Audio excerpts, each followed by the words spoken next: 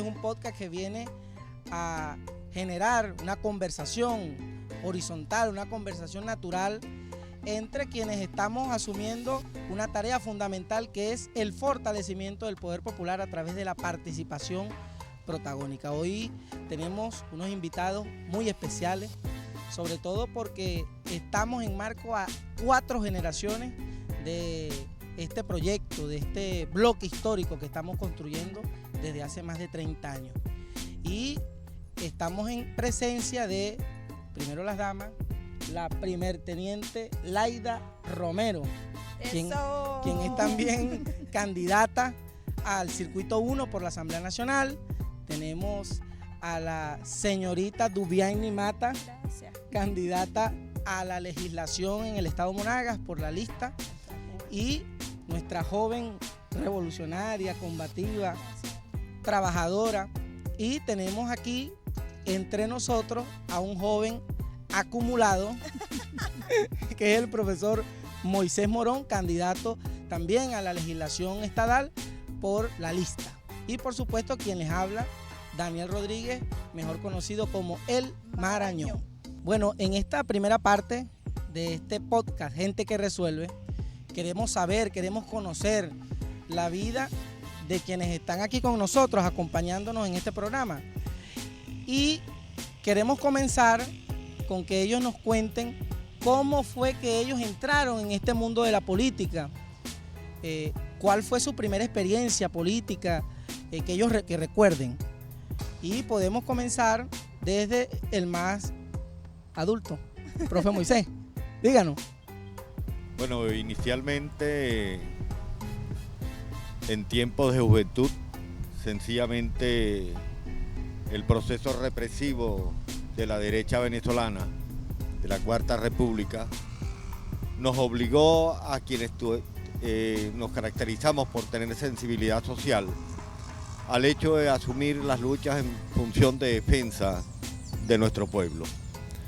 En ello fuimos formados por nuestro siempre recordado y querido doctor Jesús Rafael Zambrano, nuestro reconocimiento como nuestro maestro político, y esto nos llevó, por supuesto, a ir organizando estructuras de dirección estudiantil, centros de estudiantes a nivel de educación media, que conllevaron a sanciones. Por ejemplo, boleta negra durante 3 años me llevó... Era un mala conducta. Un mala conducta. No tenía derecho a inscribirme en ninguna institución de educación del país y terminé en el mercado municipal de Los Bloques como carnicero. Bueno, imagínate. Y luego en una operación rescate de los amigos, compañeros políticos, del núcleo familiar, retorno a educación. Afortunadamente diría yo que culminé mi bachillerato y mi universitaria siendo carnicero, compartiendo con... Siempre he dicho que la vida nos da oportunidades de conocer cosas, ¿no? Por ejemplo, el hecho de haber nacido campesino me ha permitido tener un inmenso amor a la naturaleza. El hecho de haber sido carnicero me ha permitido conocer de las necesidades reales de nuestro querido, hermoso y heroico pueblo.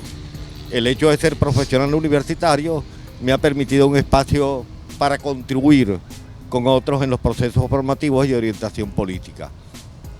Pero bueno, lo cierto es que algunos elementos nos marcan: la persecución de la derecha a los militantes revolucionarios, a los grupos guerrilleros, a los equipos guerrilleros, el bombardeo indiscriminado a los centros guerrilleros en las montañas.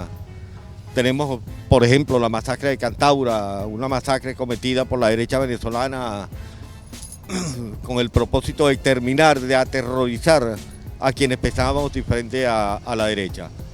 Pero lo importante es que muchos de nosotros, irreductibles, permanecemos y aquí estamos, después de más de 50 años, haciendo presencia, y en el tránsito de estos 50 nos encontramos con Hugo Rafael.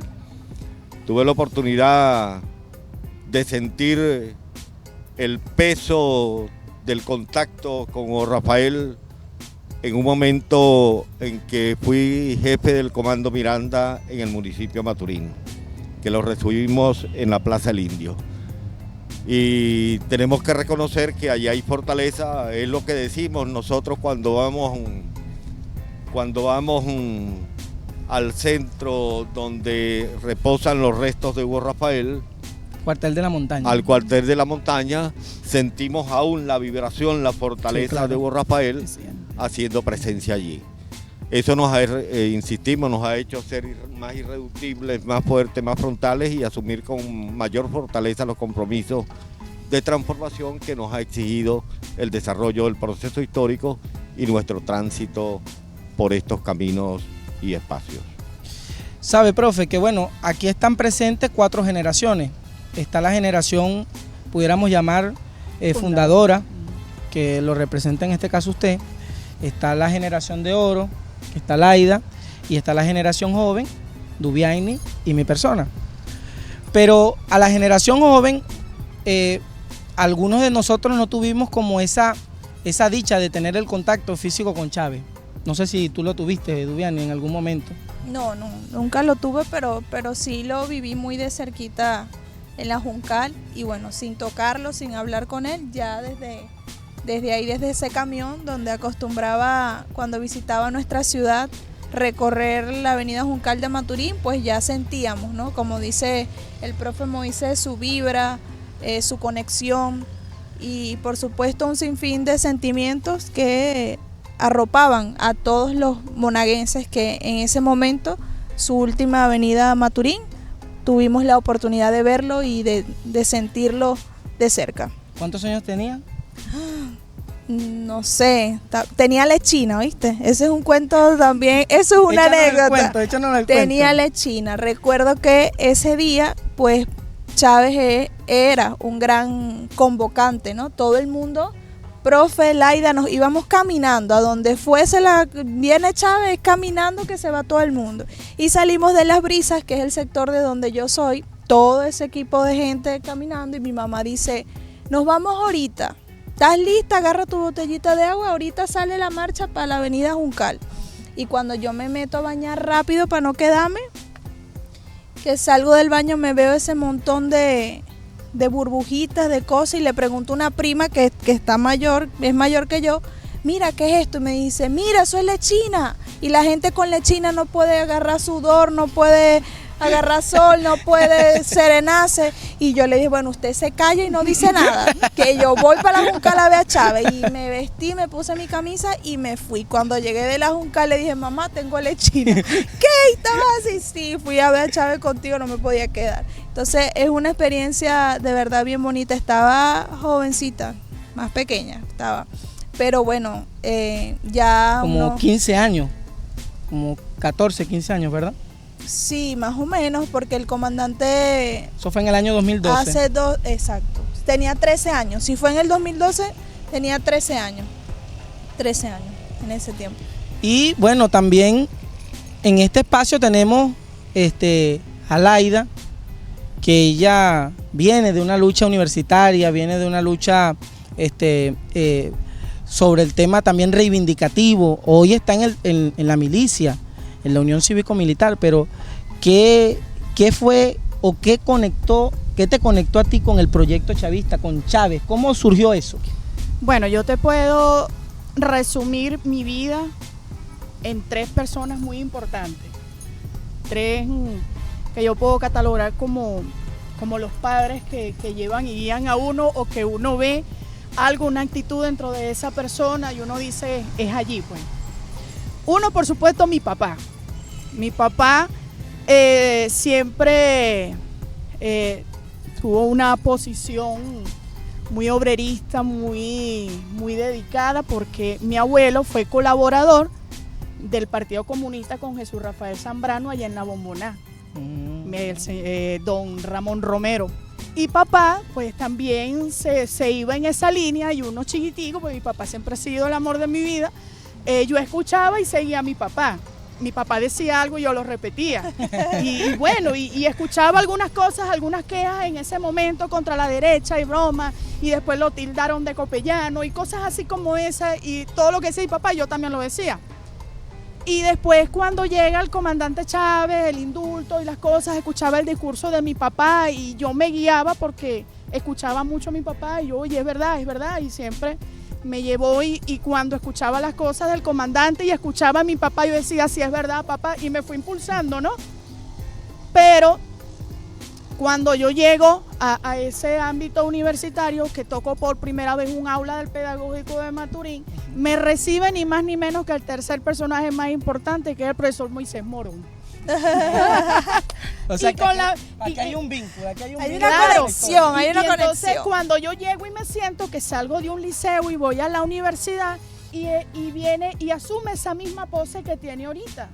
Él llega y se sienta frente a todos, y entonces él llega, cruza la pierna, se mete la mano aquí en el bolsillo y saca un cigarrillo. Yo volteo y le digo, estaba un compañero con nosotros, Joaquín Viva, detrás, y yo volteo y le digo, uy, aquí se puede fumar. Y me dice, cállate, estás en la universidad, claro que sí, aquí se puede pasar, aquí puede pasar de todo. Y yo, wow. Pero cuando el profesor Moisés empieza a hablar con nosotros, porque era el recibimiento de los nuevos ingresos al pedagógico, que llaman como especie de un curso de inducción, era una semana, ¿se acuerda, profe? En ese momento, y yo ingresaré a estudiar ciencias sociales, pues. Y él, siempre el discurso de él, muy motivador, muy social, muy llamado a la gente, pues, a comprometerse, y sobre todo que en el 2020 ya teníamos a nuestro comandante y la realidad política era una, pues. Y el discurso del profesor se guió por eso, y ahí empecé yo a entender algunas cosas que escuchaba con mi papá, que viví con la llegada del comandante Chávez, y fue ese discurso lo que entonces me direccionó hacia lo que fueron los movimientos estudiantiles, incorporarme con la gente, o sea, me dio en ese momento una claridad que fue la que me permitió entonces enrumbarme. Tiene la culpa mayor por la culpa del barbudo. Sí, la culpa de mi papá, la culpa de Chávez y la culpa del profe.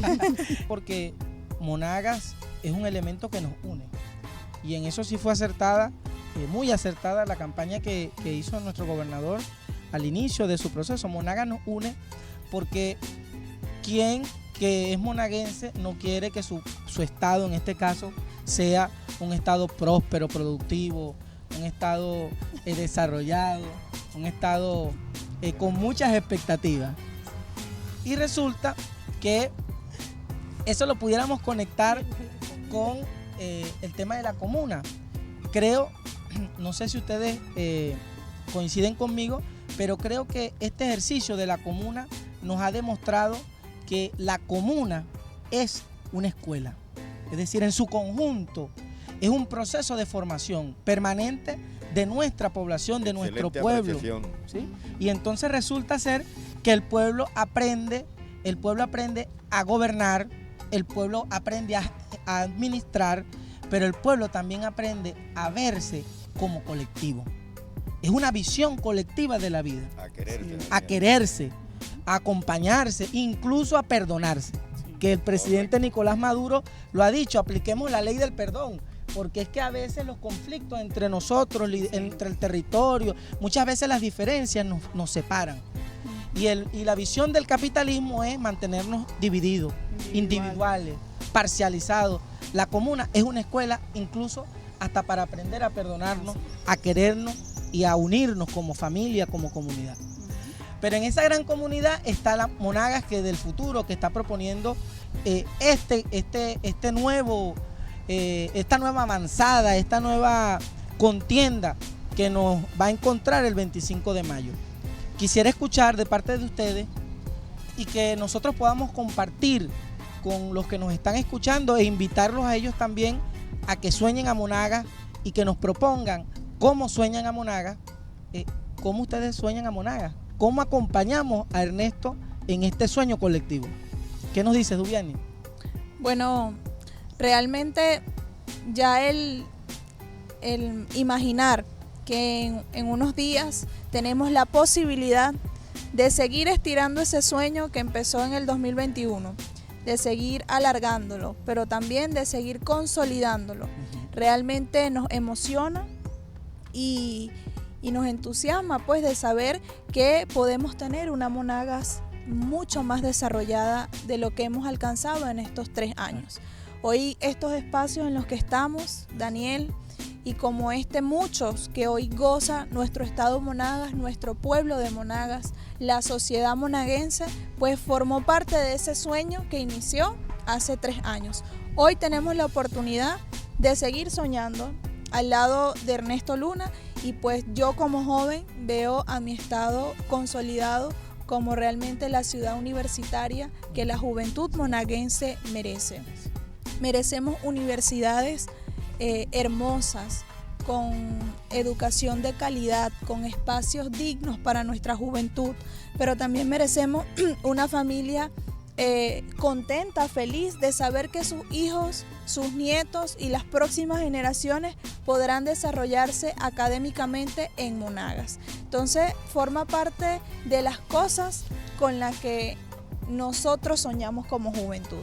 Soñamos seguir viendo universidades como la Rómulo Gallegos, como la UNES, como la UDO, que también fue rehabilitada, como los espacios que el gobernador ha prometido o se ha comprometido recuperar, y que al ver esos espacios ya lindos y consolidados estamos seguros que lo que viene será mejor y pues seguiremos como juventud acompañando este proceso y este sueño que es el sueño de todos los monaguenses.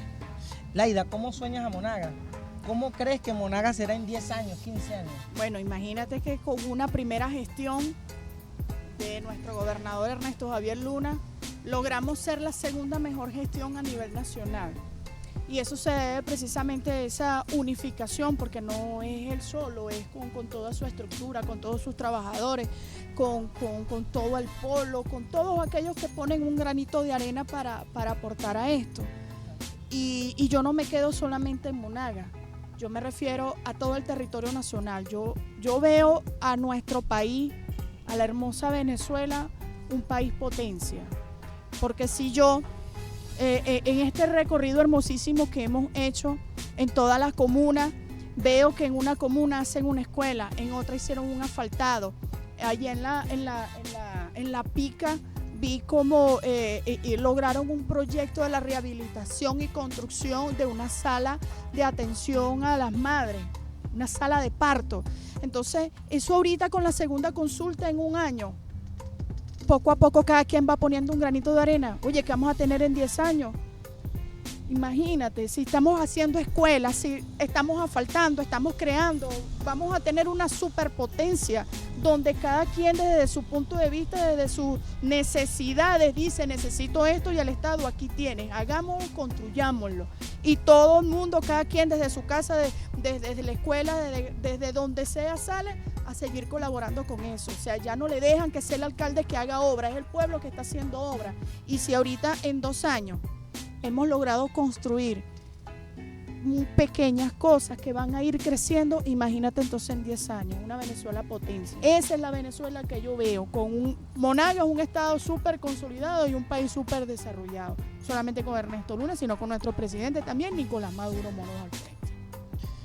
Profe, ¿qué usted nos dice?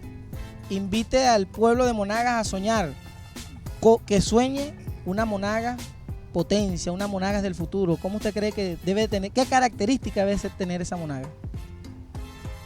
Bueno, primero, antes de invitar a soñar, yo creo que, utilizando la expresión de Ernesto, nos arrastró de manera buena, nos cautivó y nos puso a soñar temprano. Estas expresiones de Laida, por ejemplo.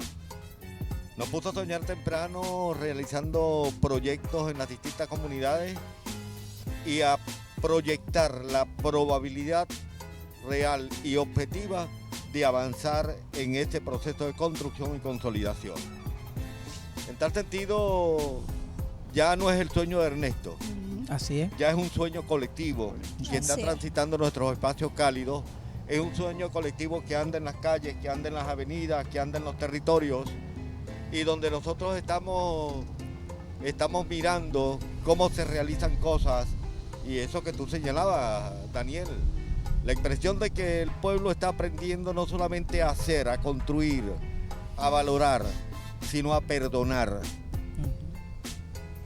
Una expresión realmente maravillosa, porque luego del distanciamiento que nos provocó, nos generó la derecha, hoy estamos en un proceso de reencuentro como sociedad, como pueblo, como ciudadanos. Y eso sencillamente tiene su valoración y se traduce en esa corresponsabilidad que se están asumiendo en los distintos proyectos a desarrollar. Pasamos, insisto, de lo colectivo, de lo individual a lo colectivo, de lo pequeñito a las cosas más grandes, de estar pensando en mí para pensar en los niños en colectivo, en las niñas en colectivo. Pensamos o dejamos atrás un montón de expresiones individuales para pensar en los adultos mayores, en generar espacios cálidos a los adultos mayores, en resolver los problemas colectivos a los adultos mayores. O sea que estamos transitando un país que no nos habíamos imaginado. Sencillamente lo estamos soñando, lo estamos reconstruyendo, lo estamos rehaciendo con una carga profunda de amor justamente en este momento histórico que es la expresión del sueño de Hugo Rafael Chávez Frías, es la responsabilidad histórica que ha asumido Nicolás Maduro Moros en una posición hermosa de resistencia extraordinaria contra las agresiones internacionales y regionales y nacionales, inclusive internas, y es la responsabilidad que ha venido asumiendo con una lealtad admirable nuestro pueblo. Lealtad al proceso, a la transformación, a la nueva visión de las cosas, a los nuevos valores, a la nueva realidad histórica que estamos transitando, y lo decíamos al inicio, ¿no? Así es. Ya Venezuela se ha convertido en un faro internacional, en la esperanza del mundo, en la posibilidad de dar ejemplos que generen transformaciones sociales en función del beneficio del pueblo en momentos históricos donde la lucha imperial se orienta en sentido absolutamente opuesto. Hoy tuvimos una muy bonita conversación porque surgió desde el fondo de cada uno, desde la interioridad de cada uno de los que estamos aquí presentes, y creo que el punto de encuentro, la conclusión, la gran conclusión de esta conversación es que hoy la revolución tiene una transformación incluso a lo interno, está haciendo grandes transformaciones a lo interno, y la primera transformación que yo creo que hay y que bueno, es una innovación incluso en la campaña. No estamos hablando de candidatos, estamos hablando de proyectos. Y estamos privilegiando el proyecto porque es el colectivo lo que tenemos que, en este caso, promover, proyectar. Y con esto, bueno, llegamos al punto final de este podcast, Gente que Resuelve, y nos despedimos. Tan rápido. Este es Gente que Resuelve, y corto y sencillo. Hablamos en Venezuela. Un híbrido. Pero resulta que los invitamos a todos ustedes a que nos comenten, a que reaccionen en las redes sociales y nos digan qué temas quieren escuchar de parte de los invitados que vamos a seguir teniendo en su programa Gente que Resuelve. Nos despedimos. Chao.